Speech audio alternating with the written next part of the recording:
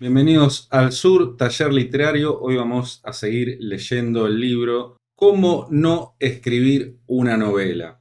Antes una breve aclaración. En algunos de los comentarios citaban novelas que rompen estas reglas, entre comillas, estos fundamentos, estas recomendaciones. Algunos hablaban de novelas literarias y ponían como ejemplo a Lolita, a Rayuela, no me acuerdo cuál más, que son novelas en las que pasan muchas cosas.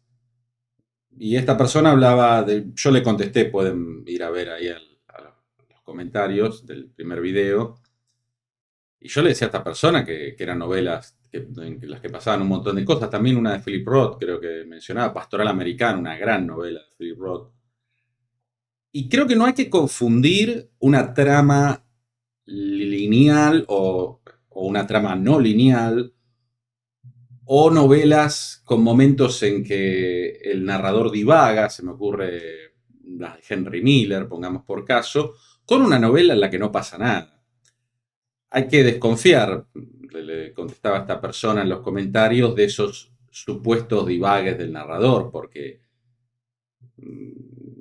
son divagues que en realidad el autor dejó ahí por algo.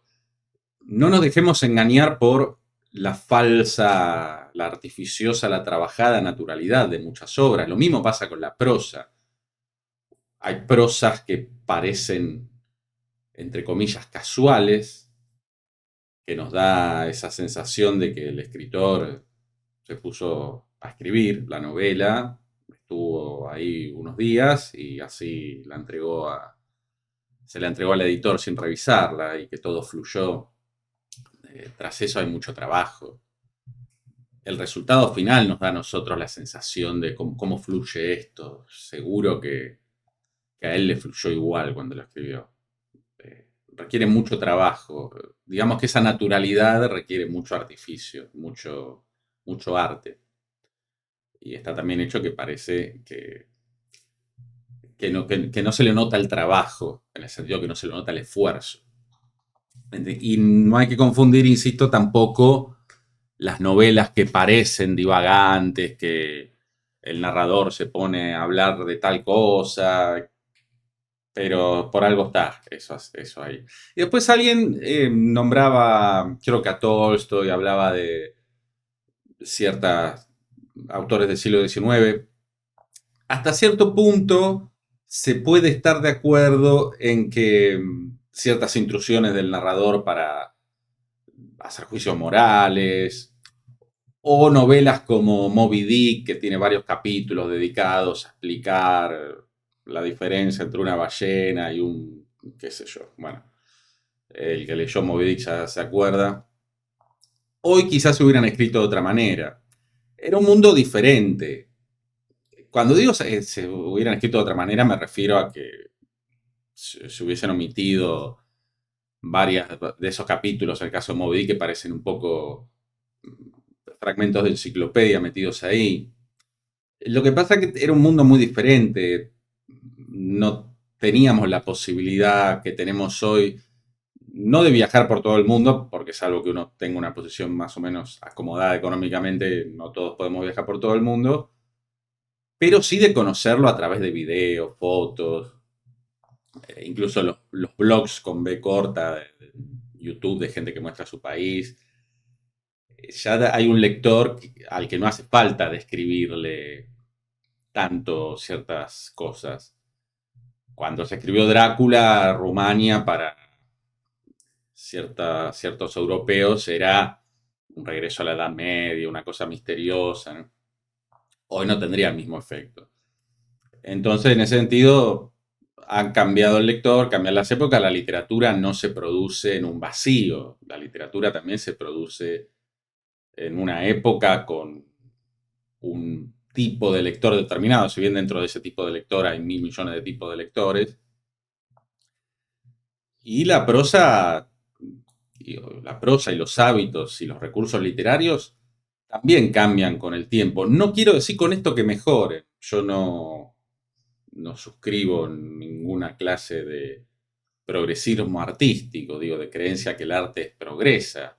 sino como digo siempre, los que escribimos ahora tendríamos que ser todos mejores que Shakespeare, que Cervantes, que Dante. Ojalá ya quisiéramos. Pero sí, bueno, es un tema para hablarlo muy largo. Pero lo que más me interesa, más allá de estas cuestiones, es que quede claro eso, que lo que están intentando explicar acá, en este libro, no es que todas las tramas tienen que ser lineales y que no puede haber interioridad del personaje, que siempre tiene que estar pasando cosas externas, digamos, que no puede haber un divague de ningún tipo, no. Están marcando los defectos que suele haber en los manuscritos de gente que no tiene experiencia. Además, como todo, primero mejor empezar por la ortodoxia y después ya uno puede doblar o romper ciertas reglas, entre comillas, porque reglas en la literatura no hay fundamentos. Bueno, acá para terminar con los inicios, para el juego de palabras, con el capítulo dedicado a los inicios, nos hablan de un despegue demasiado largo cuando nos cuentan la infancia de un personaje sin motivo de razón. Acá hay un ejemplo, en esto no me quiero demorar mucho, tengo un video sobre cómo comenzar una novela, un cuento, pero lo que dicen ellos es, por misteriosas razones, muchos autores consideran adecuado comenzar a contarnos una historia sobre un hombre de mundo de 40 años que arranca con un prólogo que empieza cuando tenía 5. También es muy común entre esos autores en aras de la meticulosidad ofrecernos a continuación escenas de este héroe a los 10, 15, 25 años y todo eso hasta llegar a la edad en que va a empezar a hacer algo ese personaje. Eso es un absurdo también, ¿no? Y acá nos dan un remedio, porque en este libro se dan ejemplos de los diferentes males, las diferentes patologías que padecen las novelas de las personas que empiezan a escribir. Y es el clásico in media res, es decir, empezar por el medio, dicho así muy vulgarmente, es una locución latina, por supuesto. Empezás con una escena poderosa, si es posible, que cronológicamente puede no ser la primera en la novela, o mejor dicho, me expresé mal. En la vida de todas las cosas que le van a pasar al personaje, quizás esa le pasa en el medio de la novela, pero se puede empezar por esa para atraer al lector y después ir para atrás. En fin, lo remito a ese video que les comentaba, donde hablo de los inicios y, si mal no recuerdo, menciono este inicio y media res que es la vieja confiable, nunca falla. Ese sería, cuando no sepan cómo empezar, piensen en una escena potente, empiecen por ahí y después van para donde tengan que ir. En el cine se hace muchísimo también. Empezar con una escena potente que sirve como una promesa. Mirá, esto va a empezar a fuego lento, pero en cierto momento va a suceder este accidente de coches o a tal le van a cortar la garganta en un callejón, etc. La sesión de foto de las vacaciones, cuando en vez de una historia nos cuentan un paisaje. Bueno, no sé cómo se pronunciará esto. Ratuay era mucho más suyo que Bangalot, observó Chip mientras volvía a cerrar su mochila. O cerrar la mochila, ¿no? Para aquel posesivo. Aún no sabía si encontraría allí el sentido profundo de la vida que había ido a buscar a Oriente hacía varias semanas. Serían ya 3 semanas, las contó mentalmente mientras sorbía el amargo té local hecho con hojas de té y agua hirviendo. 1, 2, 3 semanas, hacía ya 3 semanas. Yo ya me aburrí, claro. Había pasado la primera semana entre la lujuriosa vegetación de Bangalore, donde los exóticos arcillos de las plantas carnívoras habían sido aún más románticos. Y acá comentan los autores, una época en la que un libro podía venderse únicamente porque su autor había estado en países lejanos y vuelto para contar las exóticas escenas que había visto. Ese autor fue Marco Polo y esa época el siglo XIII. Si conoces muy bien un lugar interesante, no dudes en utilizarlo para dar a una novela un marco bien definido y un ambiente peculiar. Pero aunque los exóticos nativos pueden añadir un sabroso color a tu novela, no importa cuántos bazares hayas visitado, con cuántos artistas de la estafa hayas intercambiado tu dinero o de cuántos niños harapientos de las calles te hayas apiadado. Bien picante, me encanta este sarcasmo. Los criterios para contar una historia en Tombuctú son exactamente los mismos que en una ciudad de provincias de tu país. Claro, no vamos a ganar nada con el exotismo, y esto se vincula con lo que hablaba al principio, que si bien la mayoría de nosotros no tiene dinero como para recorrerse todo el mundo, sí no nos llama tanto la atención, ya hay hasta en videos, o en YouTube, ni hablemos en la televisión, sobre países exóticos a nuestros ojos. Entonces hay que contar una historia. Está bien que sirva como contexto esto, pero si no, un poco parece como las tías de Bart en Los Simpsons que iban y mostraban el álbum de fotos. Es una pesadilla cuando alguien te viene a mostrar el álbum de fotos de las vacaciones, uno quiere morir en ese mismo instante. Este día fuimos a tal lado, no sabés, de golpe empezó a llover y nos metimos. Uno dice, bueno, ¿qué hago? Me tomo un whisky, les pego un tiro a la persona, les pego un tiro yo. Es horrible. No lo hagan en literatura. Acá dice, un subgénero de la sesión de fotos de las vacaciones son esas novelas en las que el exotismo del lugar únicamente existe en los recuerdos de la experiencia que ha vivido el autor. Esa experiencia se graba tan en claro, porque generalmente estas son... El autor conoció un lugar, se volvió loco bueno, se volvió loco, digo, en el sentido de que le encantó el lugar, lo fascinó, cosa que está muy bien, pero en lugar de escribir alguna crónica o algo por el estilo, o limitarse a contárselo a los parientes, cree que eso va a tener el mismo interés para básicamente los seres humanos que conviven con él en el universo. Y claro, como marco puede ser interesante, pero si no pasa más nada. A diferencia de la sesión de fotos de las vacaciones, nunca ha habido una época en que estas novelas hayan logrado venderse porque no permiten que el lector vea nada. Es el equivalente de enseñar la foto de nuestra primera visita al Machu Picchu, esas en las que nosotros siempre estamos en primer término, claro, porque acá es peor, porque se ponen las sensaciones y ni siquiera se muestra algo, ¿no? Se pone nada más acá habla de palabras como alucinante, increíble, pueden anular cualquier experiencia, acontecimiento o escenario. Sí, decir que algo es alucinante, increíble, es decir nada. Es decir nada. En literatura, ¿no? En lenguaje oral, uno hace lo que puede. El chicle, mira, casi leo el cliché. El chicle de la repisa. No sé si para agrandar un poco esto. A ver. Sí, lo voy a agrandar un poco ahí. El chicle de la repisa. Cuando se despista el lector sin querer. Ahora sí vamos a leer el ejemplo. Irina entró en el cuarto de los niños para asegurarse de que el fuego estaría encendido cuando sus dos amadas hermanas llegasen. Antes de agacharse para remover las brasas, se sacó de la boca el húmedo y rosado chicle que había estado mascando desde que había partido de la finca familiar en el campo para ir a San Petersburgo. La repisa de la chimenea estaba vacía de todo adorno e Irina plantó el largo y húmedo pegote de chicle en ella. En ese preciso instante el tío Vania, bueno, esto es muy de... Claro, uno piensa evidentemente en los escritores rusos, obviamente, ¿no? Siempre hay un tío Vania. Me suena mucho a Chekhov esto, no sé. De camino al conservatorio se detuvo ante el piano para tocar un acorde disonante y estremecedor que pareció quedar suspendido en el aire y presagiar futuras desgracias. Irina, dijo Maya con placer, entrando en el cuarto. Sus mejillas estaban rosadas por los vientos invernales y el frío todavía erizaba sus gruesas y lujosas pieles. De las tres, Marcia siempre había sido la más inclinada a seguir la moda y adoraba sus pieles por encima de todo, salvo quizá de sus amadas hermanas. Ya nos dijo tantas veces que eran amadas. Marcia abrió los brazos y cruzó la habitación para abrazar a su querida Irina. La manga de su abrigo de Marta Sibelina preferido se acercó mucho al pegajoso chicle que, aún pringoso y caliente por las llamas que ahora se alzaban bajo la repisa, era casi una acechante presencia en la habitación, ansioso y malevolente, como una anémona de mar dispuesta a cazar en sus aguas. Se diría que solo una intervención divina permitió que la manga saliera indemne. «Irina, Marcia», gritó Natalia cuando entró a la habitación y las vio enlazadas en un fuerte abrazo.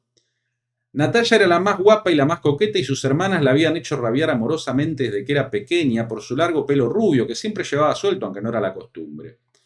Justo cuando Natalia llegó junto a sus hermanas, un inquietante viento entró por una ventana abierta y levantó su largo y hermoso pelo y se lo alborotó sobre los hombros, haciéndolo flotar como una rubia nube, indefensa e inocente de todo peligro, a solo unos milímetros, según el sistema decimal francés, del chicle de la repisa. Venga, vamos a otra habitación a contarnos con todo detalle nuestros infortunios, dijo Natalia. Sí, vamos, dijo Maya y las tres se fueron. Más tarde, ese mismo día, el tío Baña, al volver devuelto de los cerezos, limpió el chicle de la repisa. Bueno, acá dicen los autores, la buena noticia es que como escritor de ficción puedes crear un mundo de la nada. La mala es que como creas un mundo completamente nuevo, todo lo que aparece es una elección consciente y el lector dará por supuesto que hay una razón para todas esas decisiones. Esto muchas veces me lo encuentro en el taller. Gente que dice, no, puse esto acá, este detalle acá, este otro, y yo digo, bueno, pero con eso no pasó nada. No, bueno, pero porque en la vida real también. La gente no lee la ficción como en la vida real. No, mejor dicho, no lee la ficción o no considera o no interpreta o no concibe la ficción de igual manera que la vida real. Un ejemplo burdo, pero creo que ilustrativo. Uno puede trabajar 20 años en una oficina con una persona del sexo opuesto, más o menos de su edad, y no pasa nada. En la ficción probablemente nos ponen a dos personas jóvenes y más o menos atractivas en una misma oficina y se sonríen una vez y uno ya espera que pasa algo, ya es tensión sexual. Cuando uno dice, ¿cómo crear tensión sexual entre los personajes? A veces lo difícil es no crearla, dependiendo de qué tipo de personajes sean y qué vínculo compartan. Los descuidos a este respecto pueden traer cierto número de consecuencias no deseadas. La más importante de ellas es lo que se conoce entre los escritores como el chicle de la repisa, o sea, ese elemento introducido al principio de una novela que parece tan importante que el lector está todo el rato pendiente de él, preguntándose cuándo entrará en juego. Si no lo hace, tu lector se sentirá defraudado.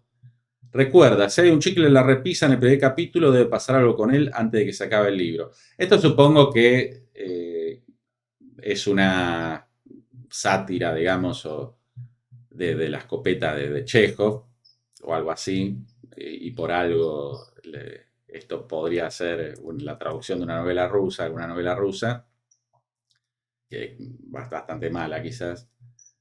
Pero claro, acá uno se queda pensando en el chicle y si después de esta hipotética novela no vuelve a pasar nada con el chicle, uno dice, ¿para qué demonios se le dio tanta importancia al chicle? Por supuesto que los ejemplos están exagerados, aunque no tanto. Recuerda, si hay un chicle en la repisa en el primer capítulo, debe pasar algo con él antes de que se acabe el libro. Por similares razones, detalles que se pasarían por alto en la vida real, un vistazo a una habitación, la letra de una canción que está sonando cuando uno entra en un bar, adquieren una gran importancia en una novela. Si tú sales corriendo y chorreando de la ducha para recoger un paquete inesperado, probablemente sea ese libro sobre plantas que pediste por internet y del que ya te habías olvidado. Fin del asunto.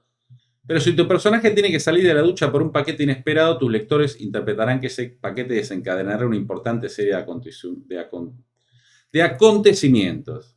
Bueno, acá muestra más versiones del mismo error, esto lo vamos a saltear.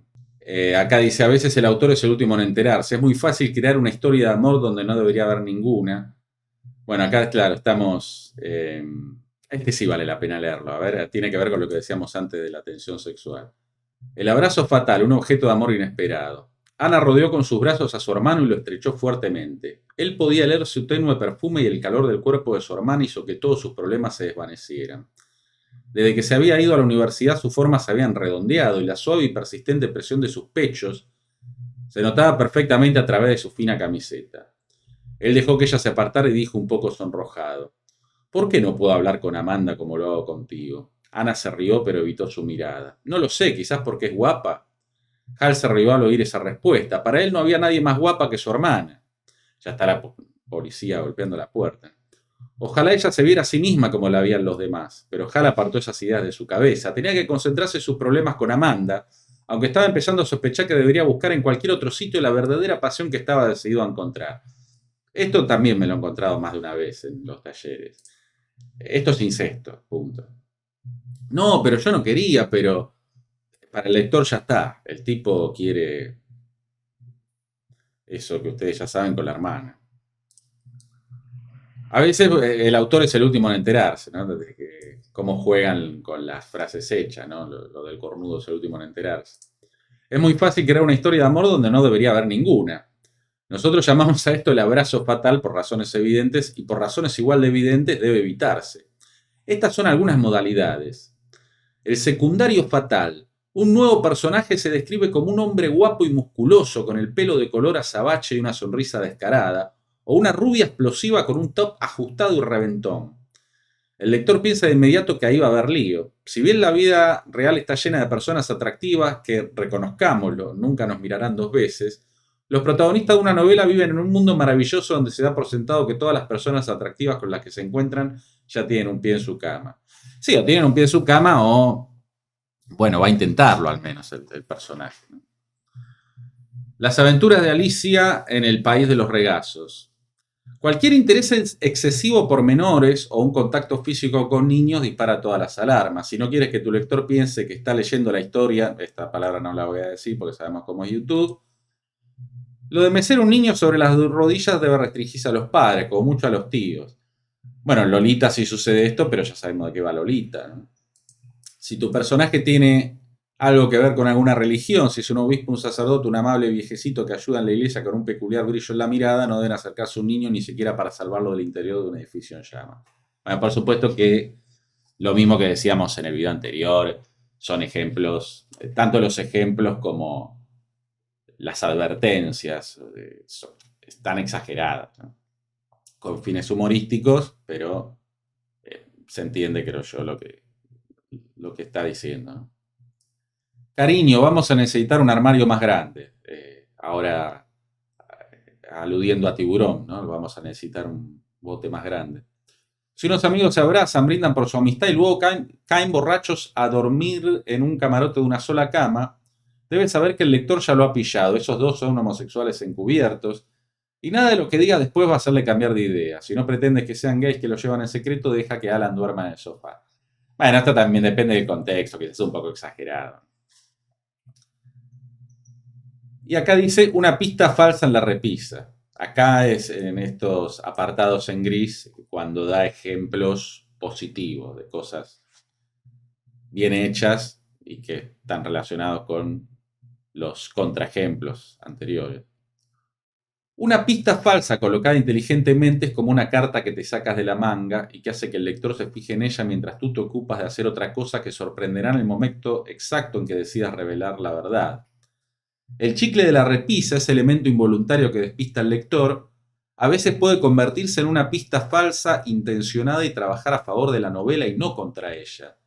Si tu novela tiene poca chicha porque apenas pasa nada, véase Monogamia, un capítulo del libro, añadir una buena pista falsa puede darle a la trama cierta profundidad e interés.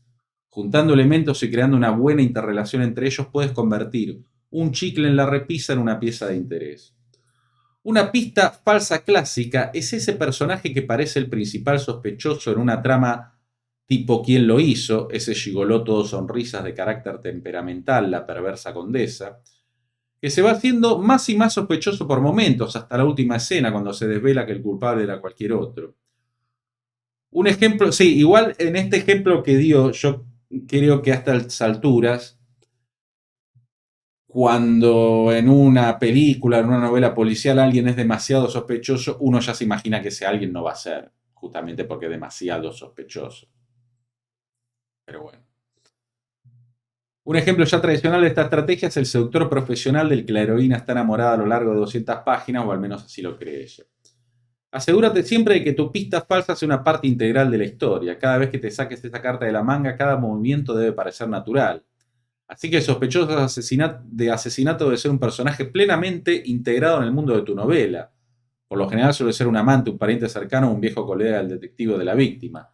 El lector no sentirá el mismo placer cuando descubre el engaño si el asesino es un triste desconocido que tropieza con el cadáver aún caliente en la noche y al caer deja una perfecta impresión dactilar de sus huellas en el arma homicida. Claro, para acá se le ven las costuras a la trama, es decir, es muy evidente que el autor puso eso para despistar.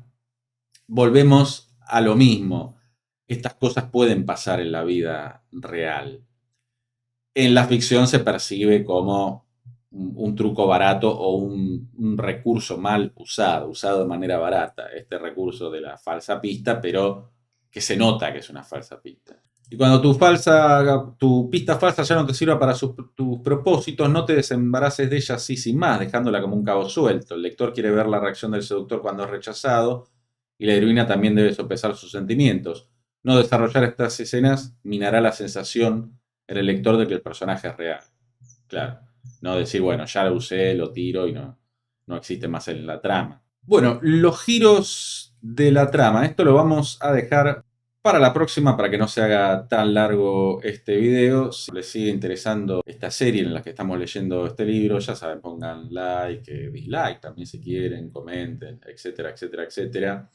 Si tienen ejemplos de este tipo de cosas, por supuesto, comenten también o comenten. Comenten así el algoritmo cada tanto le muestra algún video mío a alguien. Mi nombre es Alejandro, esto es El Sur, Taller Literario, nos vemos la próxima.